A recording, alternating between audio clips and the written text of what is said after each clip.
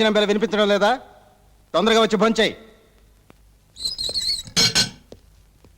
Sir, రాజు అన్నం తిన్నంటున్నాడు.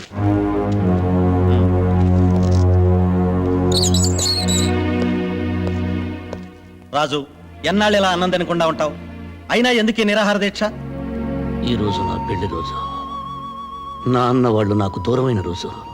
బాధలందరికీ ఉంటాయి. అన్నం తిను. అయినా 2 రోజుల్లో విడుదల కాబోతున్నావు కదా. విడుదలైనా తిరిగి ఇక్కడికే వస్తాను. ఎందుకయ్యా చెడెదురు చూస్తావు? సార్, ఆషాఢ మాసం ఎప్పుడు పోతుందా అని కొత్త పెళ్లి కొడుకు ఎదురు చూస్తాడు. శ్రావణ మాసం ఎప్పుడొస్తుందా అని నిండు ముత్తైదువులు ఎదురు చూస్తారు. నేను ఎదురు చూస్తున్నది ప్రతీకార మాసం కోసం. అంటే మళ్ళీ జైలుకి వస్తావా? నా అనేవారు లేనివాడికి ఇల్లు జైలు ఒక్కటే. ఇన్నాళ్ళ నా జీవితంలో నేను బ్రతుకుంది 3 సంవత్సరాలే. నా భార్యతో నా పాపతో కలిసి స్వర్గం చూశాను. అంతా కోల్పోయాను. కుడిగట్టిన దీపంలో ఆరిపోయాను. ఆ బ్రతుకుల్లో చీకట్లో చలిన వాడిని బ్రతకనివ్వం.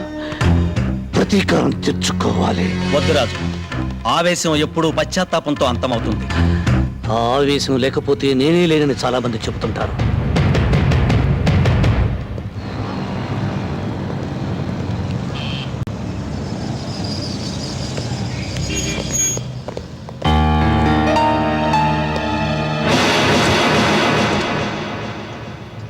కృష్ణ ప్రసాద్,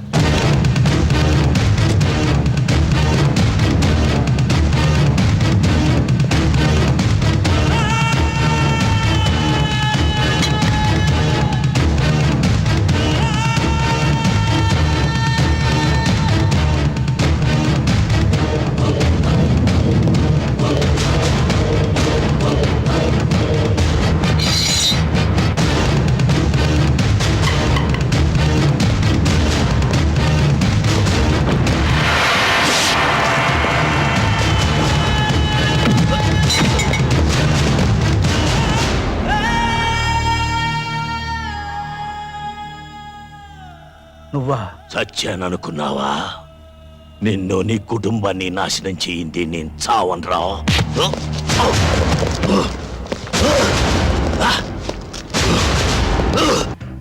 ఈ నేరం చేయకుండానే మా కుటుంబం బలైపోయింది. బలి తీసుకున్నవాడు బయట ఏ శిక్ష అనుభవించకుండా బతికిస్తున్నాడు. లేడిని పులి చంపటం మృగధర్మం, కానీ మనిషిని మనిషి చంపటం మానవ ధర్మం కాదయ్యా. మేం మానవులం కాదు, మృగాలం. మేం బయటకు వెళుతుంది బ్రతకటానికి కాదు, చంపటానికి. మమ్మల్ని కన్నబిడ్డల్లా పెంచి పెద్ద చేసిన దాదాదారిలోనే మేము నడుస్తాం. 14 సంవత్సరాలుగా బయట ప్రపంచంతో సంబంధం లేకుండా కుక్కల్లా బతుకుతున్నారు. ఇకనైనా గతాన్ని